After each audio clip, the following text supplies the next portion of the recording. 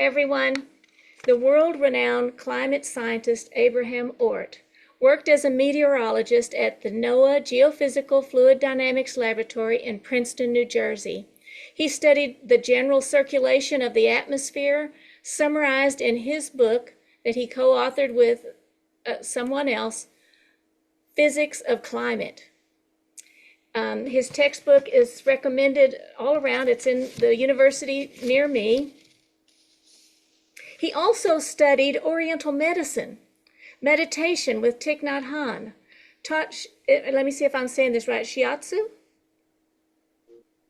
And, yes, and now he's come back to work with about the climate to reverse global warming, inspired by the climate healers. Welcome, Dr. Oort, who will be speaking on the merchants of doubt. Welcome, Dr. Oort. Thank you very much, BJ. Can you hear me now? Yes, it's wonderful. Okay. Yes. It's wonderful to follow up on the presentation of Dr. Barouche, Elite. He starts with this small, going to the large, but he gave sort of the basis of what I will be talking about. I will be talking about the other side, about the Earth itself. Maybe you can show the first picture, BJ, of the Earth.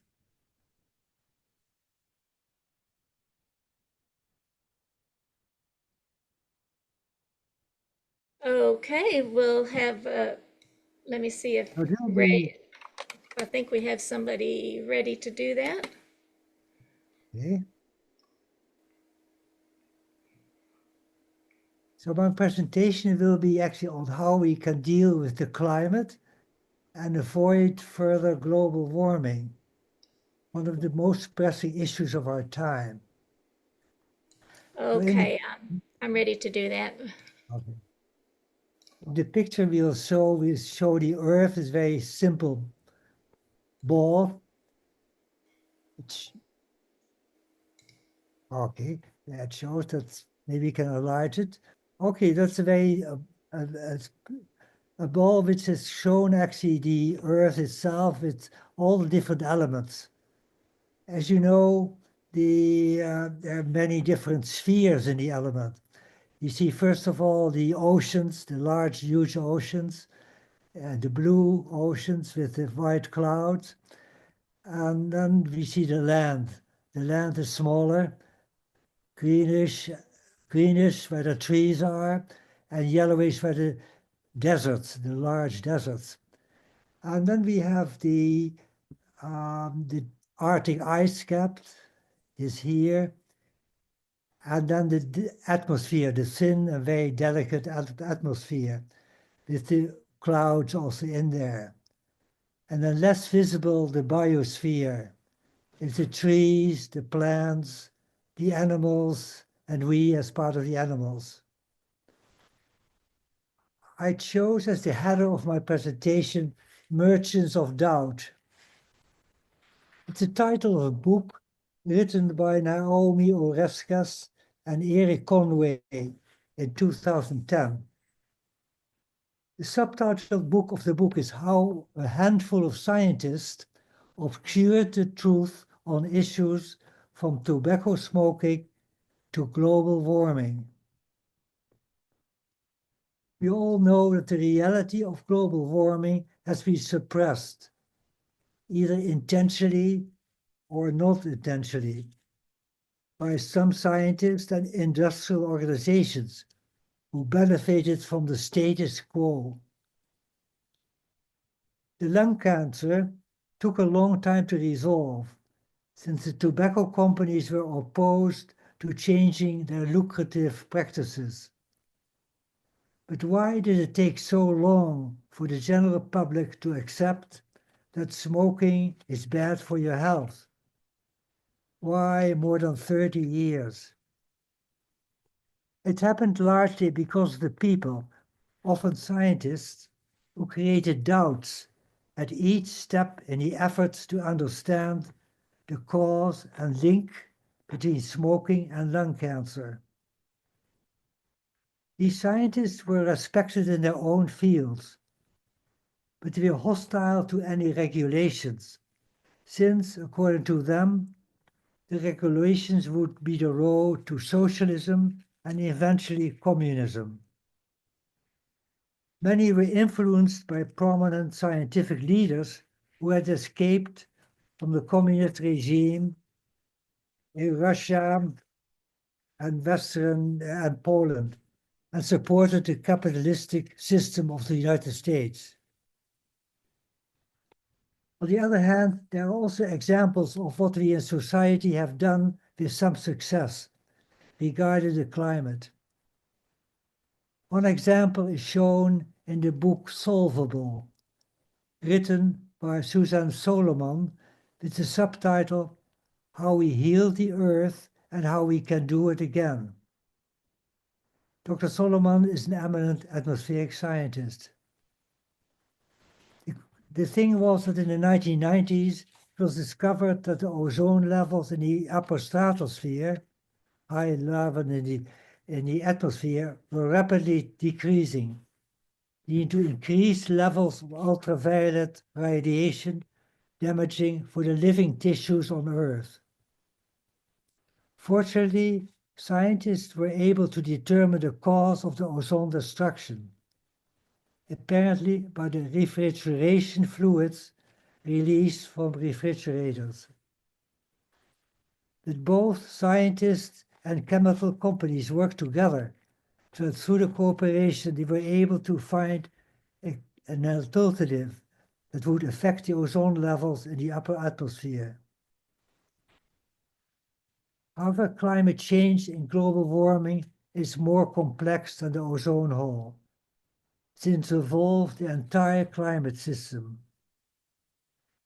It requires research and actions by scientists, companies, governments, and the general public. Regarding climate change, there are several levels of deception in how the climate crisis came about and how it has been handled. Some deceptions are well known, but others are still hidden. It may be helpful to look in more detail what has happened with accepting global warming and climate change during the last 50 years, when the merchants of doubt have been able to delay the progress. First, when it became evident that the atmosphere started to warm up in the 1980s, the first response of the merchants of doubt was to seed doubt that warming was indeed happening. But when it became undeniable that warming was taking place, the merchants proclaimed that in the history of the Earth there had been many similar occurrences of warming, that the warming was not unusual.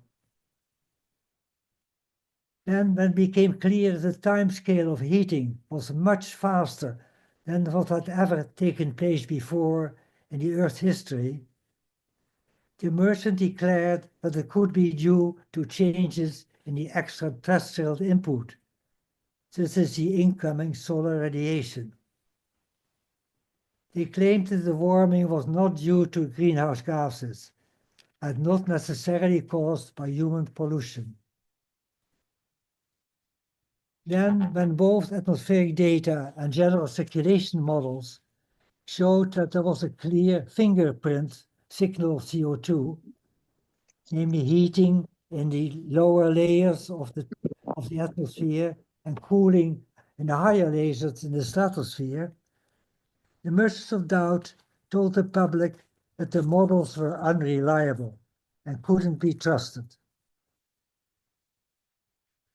Eventually, the merchants of doubt and the general public accepted that fossil fuel consumption during the Industrial Revolution must have been the cause of the increasing greenhouse gases in the atmosphere, and thus the cause of global warming. This led to the conclusion that the world should focus on solar energy and other resources such as wind and water as sources of energy. In fact, this approach has been advanced by the world governments up to the present time, and also recommended by the Intergovernmental Panel on Climate Change, the IPCC.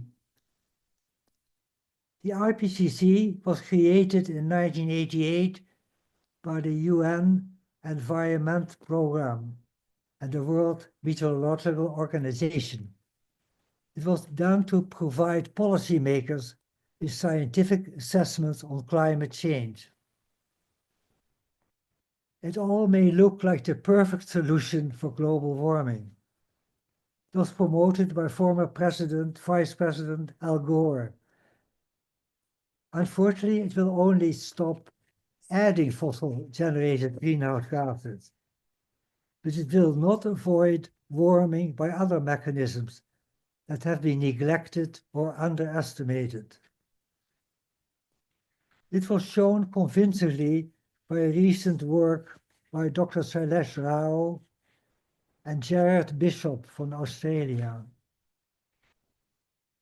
In fact, they have shown that since the last ice age, 12,000 years ago, the agricultural practices have been a major factor to increase CO2, larger than the fossil fuel usage during the Industrial Revolution.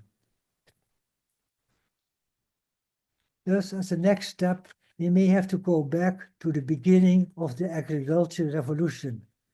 It was at the end of the last ice age, about 12,000 years ago, and humans started to change from hunter-gatherers to agricultural farmers. Here you can show the next picture. So maybe we can show this picture. It shows maybe the way out. The way out, we have to go in. So if we start at the top of the first picture on the left, you see the earth is on fire, like what you have seen now in California and in many areas around the whole world. If we go down the spiral and go to the next session, the global warming started about 40 years ago, 50 years ago. You see the increase of CO2 for hundreds of years, but then going up very soon in the last 50 years. And then the Industrial Revolution, who added a lot of carbon from fossil fuels to the atmosphere. And then finally, if we go back to the Agricultural Revolution, and we started to plow the land. We started to deforestate, to take the trees away, and to domesticate animals.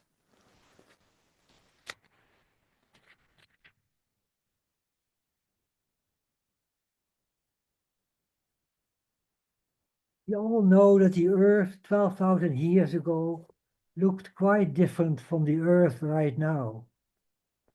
There was large covers of snow and ice at the poles, and the mid and high latitudes the land was covered with trees.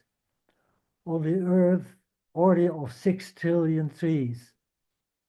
There was a Sahara Desert and other desert regions, but they were much smaller in size than they are now.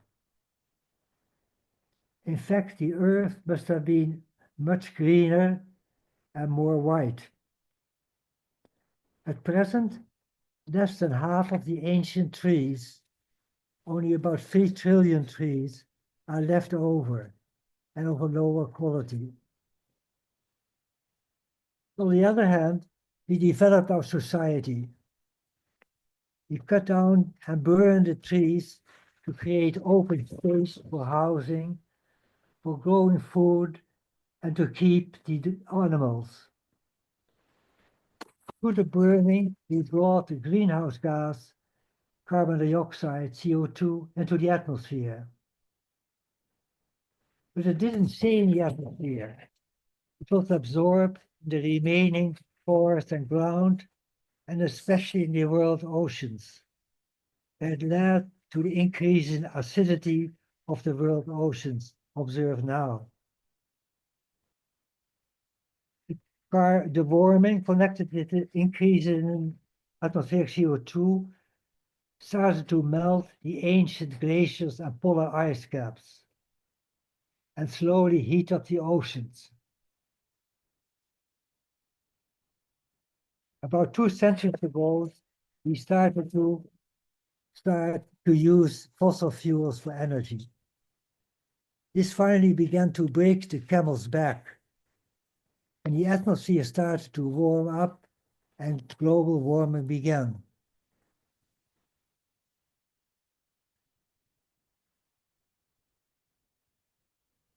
Now, what happened to the domesticated animals during the 12,000 years? To show the changes, we can look at the total biomass of animals and people. And you can show to the next slide, please.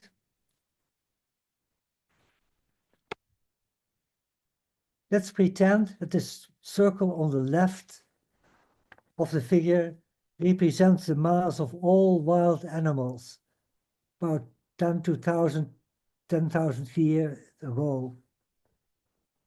At that time, the human population was minimal and may be represented by the tiny circle on top of the left circle.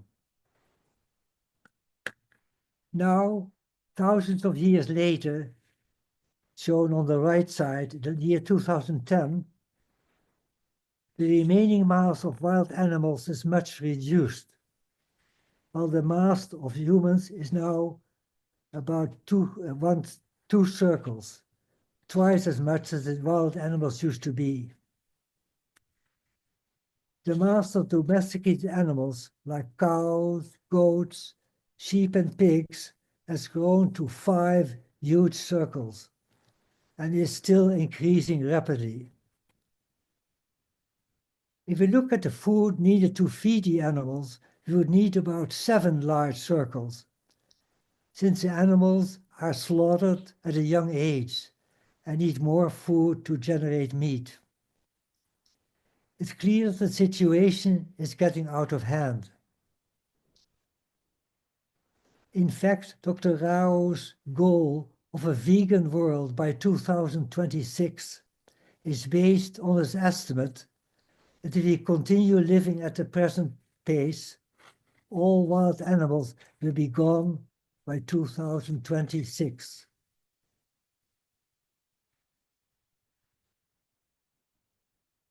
Knowing the extreme cruelty of the animals in factories, people suggest we should keep all animals in farms. However, that is unrealistic. To feed the animals on a farm setting, you would need the land of not only one earth, but several earths.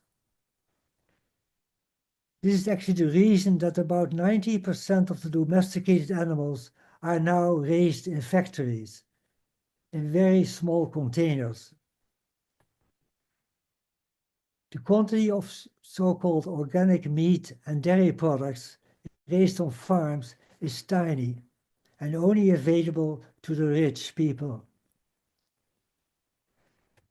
But the fact the meat and dairy products would be unsustainable if it wouldn't be supported by huge subsidies from the governments. On top of the enormous suffering of the animals, there's the pollution of the environment. Rivers and lakes are the excrements of animals and the increase in the powerful greenhouse gas methane developed by the burping of the animals, adding to global warming.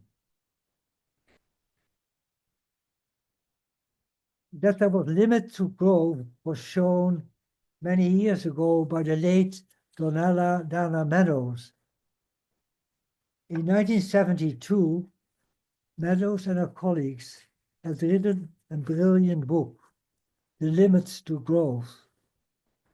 It's a report for the Club of Rome, Rome's project on the predicament of mankind, almost 50 years ago.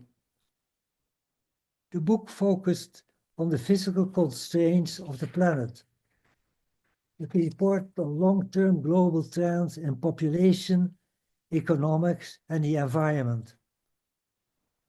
It began the debate about the limits of Earth's capacity to support human economic expansion. He said that if the world's population continued to grow at the rate of 1972, the planet would reach its limits within the next century. The Club of Rome predicted that during the first half of the 21st century, like now, the human ecological footprint would stop growing, either through catastrophic overshoot and collapse, or through well-managed peak and decline. In spite of the simplicity of their models, their predictions for the climate and economy for the worst scenarios have been verified, now 50 years later. This happened because the early warnings of the Club of Rome were not followed up by the world governments through action. We can understand that the Earth system has a finite lifespan. Even the Earth is impermanent. It has been favorable for the human development during the last thousands of years, so that the human population could grow to the large numbers, more than 8 billion. Humans have been amazingly successful in creating communities, cities, megalopolis cities, churches, and cathedrals. We developed exquisite science and technology, but all the growth is at the cost of the Earth's resources. This is the wildlife of trees, plants, animals, and minerals. What can we do? We have first of all to accept that life is impermanent, that even the climate and people are impermanent. Once we start to accept this, we find that there are things we can do. We should realize that it's up to us, not the companies or governments, to do this. We have the potential to change to a world where less suffering, but we have to change our own behavior. It's up to us. How we breathe, walk, eat, and act. It's a fact about how we live. We have to become awakened and conscious, as shown in the reverse spiral circle in the next figure. She showed the next figure. You have to take the spiral back. Shown in the center of the stage, you see, we have to start with a vegan world. Then we have enough science and technology to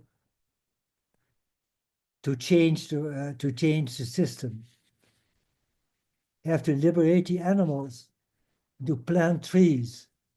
By liberating the animals, there will be much land which is now covered, is now open land, can be used to generate the trees. The trees with carbon create the CO2 to absorb in the trees. And then we have to start a cleanup of the oceans, of the land. And as the young people have to do this. You have to use solar, wind, and water energy as sources of energy, rather than fossil fuels. I'd like to read a passage from a little wonderful small booklet, The Pinky Promise. And Dr. Sailesh Rao recounts a dialogue between himself and his granddaughter Kimaya years ago. And he first envisioned a vegan world by the year 2026. Listening to Sailesh's stories, Kimaya discovered that all animals were actually part of her family. Grandpa, why are people eating my family? She started to cry. Sailesh tried to console her by telling that it was his job to make them stop. What? You know, you haven't done your job. She shook her finger in his face. Do your job. And followed up, when will you do your job? He blurted out, I better do it by 2026. Maya said, will you give me a pinky promise? You can never, ever break a pinky promise. And Maya went to sleep. My wife and I often look at how long it took us to realize the suffering of the animals and to become vegan. How long did it take us to realize the damage of consuming dairy products and meat to our own health, to the climate, and of course to the cows and other animals? How long did it take us to change our habit energy? Almost a lifetime.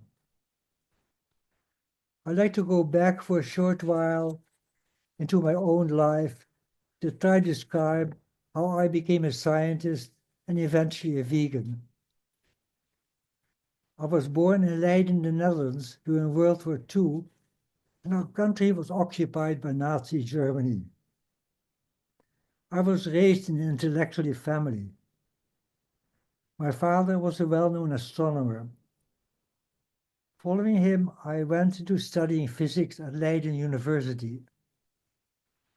Later, I analyzed weather maps in the Dutch Air Force, studied meteorology with a NATO Science Fellowship at MIT, and finally emigrated in 1966 to the US, together with my wife Wieneke and our 2 infant boys. I was very fortunate to be offered employment in the NOAA's Geophysical Fluid Dynamics Laboratory, GFDL, first located in Washington, D.C., but later on the Princeton University campus. GFDL became well known as one of the first institutes to conduct numerical simulation of the global atmosphere and oceans. My task was to provide statistics from the real atmosphere in order to understand the atmospheric energy cycle and to support the numerical general circulation models developed at GFDL. The results were published in scientific papers and eventually in the book Physics of Climate. During those years, the global climate appeared to be rather stable, although global warming had become noticeable and sometimes somewhat threatening. When I retired in 1996 from GFDL, I felt discouraged that global warming couldn't be stopped, that there was no way out.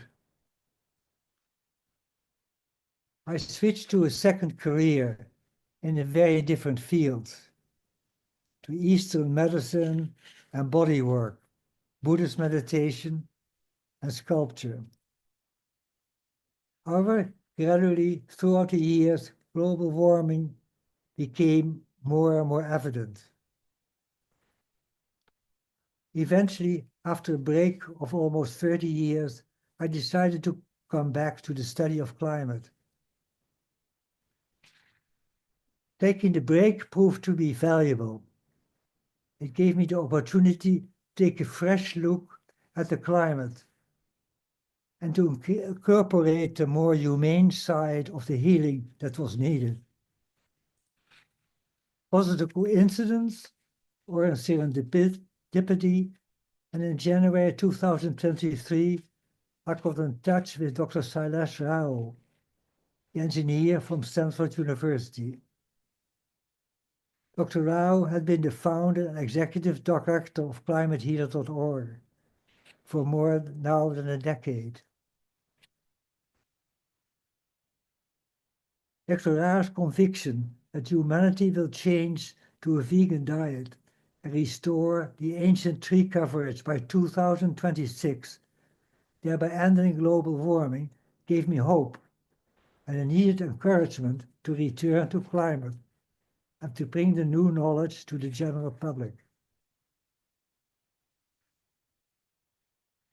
Although humans are one of the recent phenomena created by Mother Earth, we have a destiny, we have a role to play in the further evolution.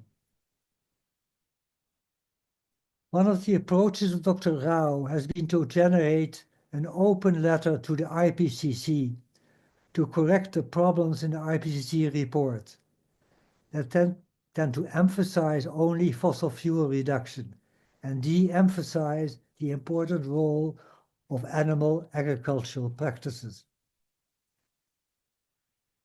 I've sent a letter to several of my colleagues in climate research for signing. The response has been that according to them, the geochemistry of CO2 is so complex that they couldn't endorse the open letter. Too complex because it involved the biology, the chemistry, the oceanography, the meteorology, so many different fields. In a way, it is not surprising, since, as you know in science, there always remains doubt and uncertainty. On the other hand, I'm disappointed that to most scientists, the simple approach of a plant-based diet, as shown in our last figure, and the planting of trees, is apparently not appealing and convincing. It makes time for scientists and society to accept a simple solution. I can understand that there is danger in sticking out one's neck. This was mentioned in the book Merchants of Doubt. In the case of the scientists in the 1980s, who present the first fingerprints of the greenhouse gases. I know from a science friend, the first author of the article, the publication endangered his own family, since it affected the profits of the powerful fossil industry. In fact, the Merchants of Doubt have been so far successful in promoting the meat industries and avoiding plant-based solutions. By several examples, by downplaying scientific consensus, by lobbying against regulations, by attacking critics, by delaying actions with so-called solutions, and ignoring long-term consequences. All these actions tend to discourage people from telling the truth.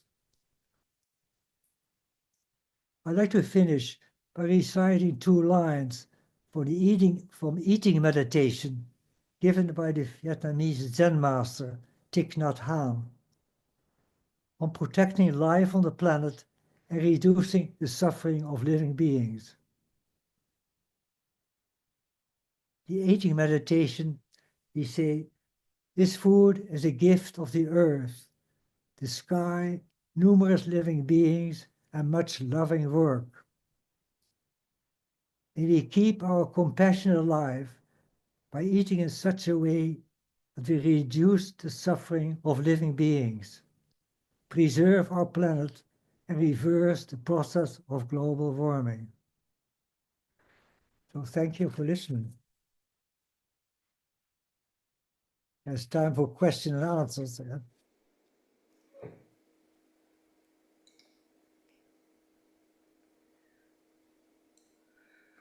Wow. Thank you, Dr. Oort.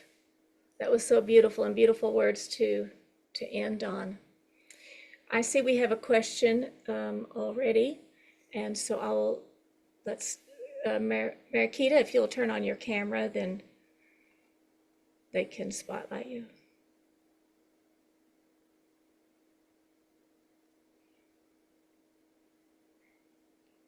Thank you for that wonderful presentation. I was very excited, Dr. Oort.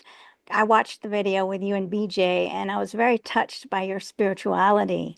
So I would love to hear more about your spiritual connection with Mother Earth, because I am very spiritually connected to the trees and to I'm becoming more connected to every living being. And I know that's really in your heart. And I would love to hear how that plays into every day of your life. If you have grounding exercises maybe for us as someone who is deeply connected in spiritual in Buddhism in this time kind of turbulence. Maybe you could recommend and tell us about your experiences with this divine connection that you have. Well, that's a great question.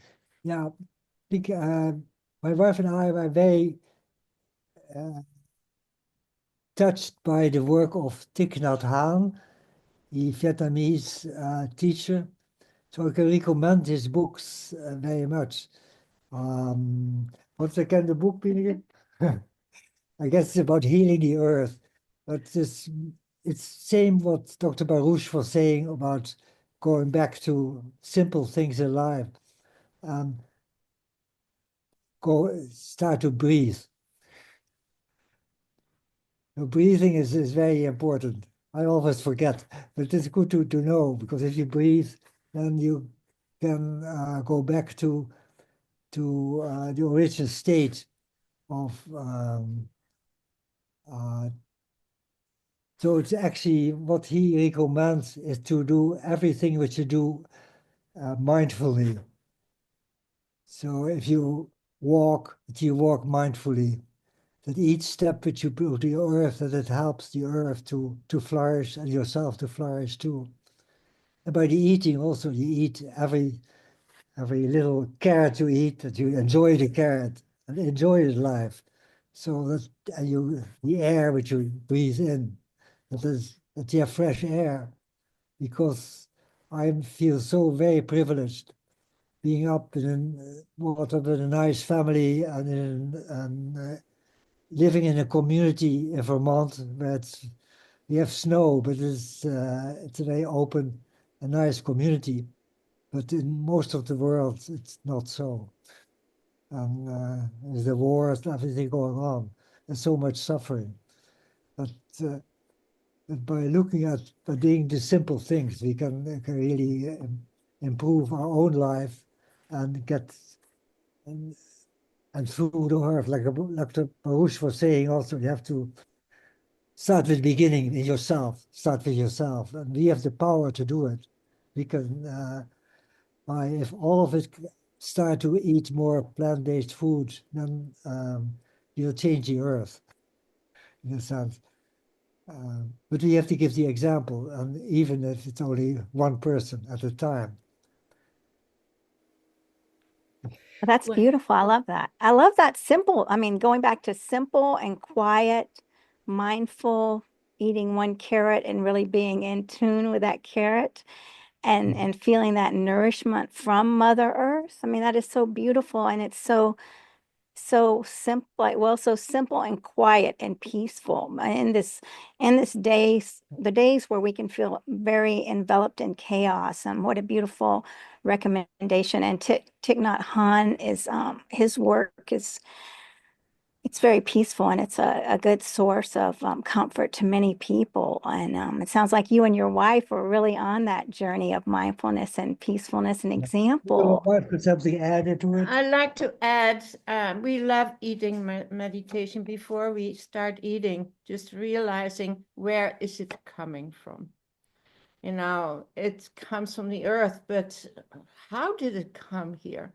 The people who are working, and we always visualize the people especially in California, in the winter, we don't have a lot of Vermont grown vegetables. So we visualize, you know, all the work that goes into growing that food, and then so that it can come to us. So gratitude automatically comes up, and awe and amazement about a very simple thing like eating every day. Yeah. That is beautiful. That is beautiful. Because I think about that too. All the people that came together I mean, for that one meal on my plate. I mean, and the table that the meal is on, right? The napkin. I mean, how many hands came together for that blessed food and in the nourishment of the earth. So thank you for that. Welcome. Thank you, Marikita, and thank you for that. And nice to see you. I also want to remind people to raise their hand if they'd like to come on.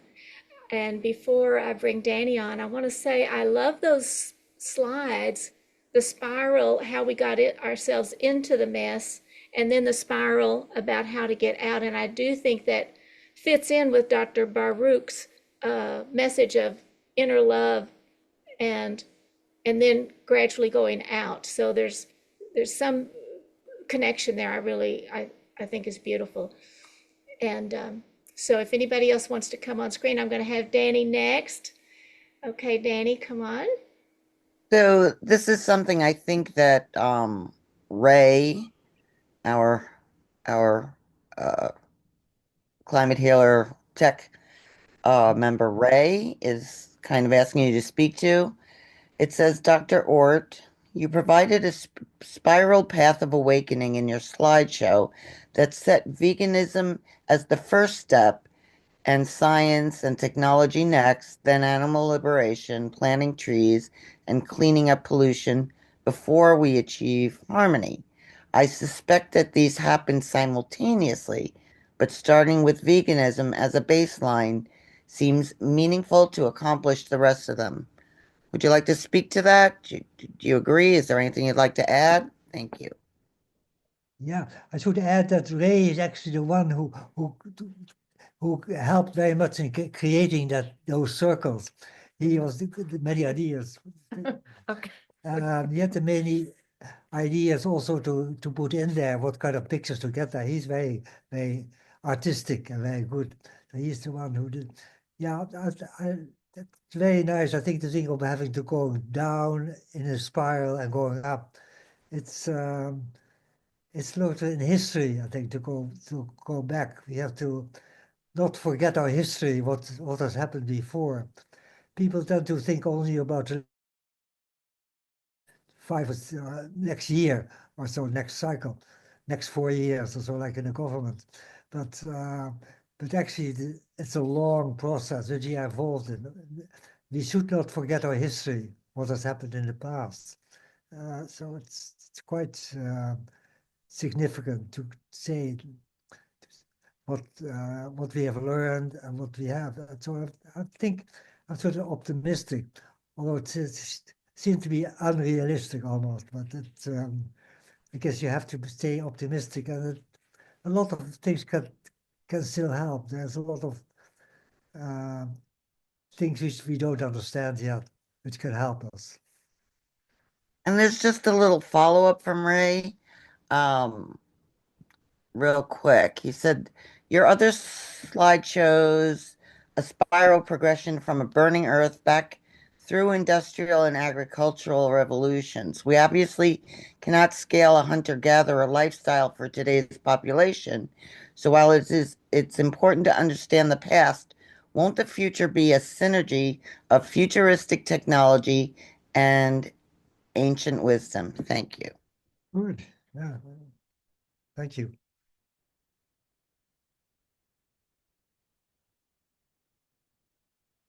Okay, I'm thinking about that spiral also and how we can elaborate on it, and people will take it and do what makes sense for them, because it's a beautiful idea. And I was just thinking about Dr. Baruch's love, caring for oneself, and this is not just in his instance, but a lot of people know you need to take care of yourself and then your family and out. So maybe a little heart in there, that the self part, right? I mean, it fits in exactly with what you were saying, I think. What do you think? So And the maybe female touch pardon? of the heart there. That's excellent. Excellent. Let's see. Now, in terms of, I don't see any other questions. If y'all have any questions, or if Dr. Baruch, you might want to make a comment, you're welcome to do that, since we've called your name so many times. And okay, Danny has something else, and then I have something.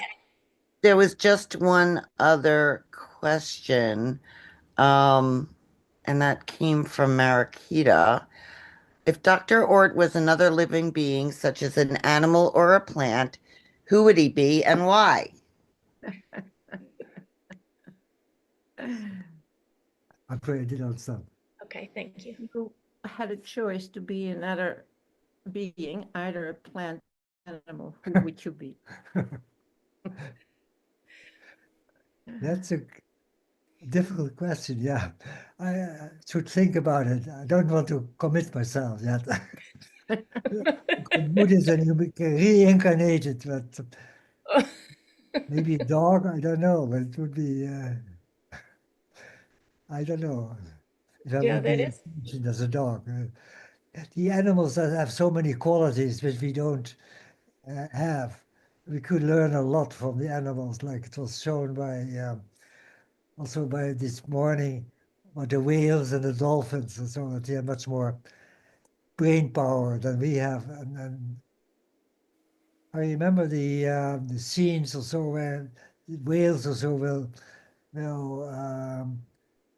protect their small their animals, their children, or their little whales. And if they die, that they will carry them along for a long time and care for them.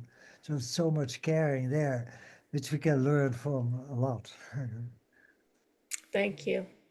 Now, I want to ask you about the merchants of doubt. They spread misinformation and they created doubt in these various industries, the tobacco industry and others. But eventually, you know, they lost. And so right now we're having merchants of doubt in the climate area. Yes. And it sounds like you have hope that that they're going to lose that battle and the earth will win. Yeah, they use the same techniques. Actually, in the beginning, the same people were doing in both fields, both in smoking and later on uh, in the meat industry. So, although now some of them have passed away, so they can't do it anymore. But they were not bad, but they thought the the methods would increase their goal. They want to have capitalism and not communism. I think they were afraid of that. But I think we should more for democracy that's capitalism. It's not necessarily a solution. Maybe. All right, all right. Thank you. I see we have, let me check the time here. Okay. So we have time for Nancy to come on. Nancy, do you have a question? Yeah, I had a long debate with ChatGPT about what I guess maybe it was Ray who just said, well, we can't go back to hunter-gatherer. And I think that we were before hunter-gatherers, we were just foragers. And I never say hunter-gatherers because mostly we were foragers and only a few people were hunters. But that was the beginning of the climate crisis. And it's just too much of a coincidence that the descent of hunters from the north, where it was cold and maybe no vegetation, so maybe they needed to hunt. I don't know, but Jim Mason, in his book, An Unnatural Order, his theory is that men envied women's ability to make new humans, so they wanted to be important to the tribe, so they imitated tigers and lions, and that's why they started hunting. But that started a negative spiral that you have the negative spirals, uh, making animals extinct, and animals are a necessary part of the climate gestalt, the whole dance, choreography. And by eliminating these animals, for example, the Sahara Desert was completely forest. before humans started hunting. So some people put it at animal agriculture, the beginning, some at herding. But I think that for 66 million years, we were just eating plants. We were just eating fruit. So we're really frugivores. But when we had to come down, it was just plants.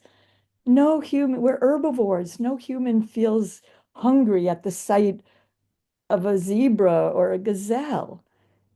So anyway, that's my question is what do you think about that theory that it was hunting that started the whole climate crisis? Yeah, I don't know. What came up for me was actually the fact that we were created with a certain purpose. I think Mother Earth didn't create us for nothing. So we had a role to fill. And that's somewhat in the first books that Dr. Rao actually wrote about the evolution, that we maybe, because of the technology, we maybe can save the Earth at a certain point from another meteorite would come in and get another destruction of the Earth by just diverting it off by, I don't know, by what way, by technology. So I think there's a possibility that there's a high, real something else is happening, what gives us the role to play, and that I'm sort of convinced that you have to learn. So I think the education is probably the main thing to help us. Now, I believe sort of in reincarnation. I don't know if you will do it too, but reincarnation that you clean up, you have to learn. And we all have to learn to be good managers of the earth. And it's a long process, and we go through maybe it will be not easy, but we have to go through it, I think, to get through the things which are happening now. I think they say the end of the world, but maybe beginning of a new world, also in a sense. That you go through this very low level before we can go up. It's sort of that we all become a little better. So we will do, as long as we all do our best, then things will start to change. And it's not up to us. Maybe it's nature or whatever it is, we have the last word. Thank you, Dr. Oort. Thank you, Nancy, for that question that we can ponder more on. We really appreciate you being here. Thank you so much for your time, and we look forward to working with you more. Yeah. And again, Thank you very much. namaste.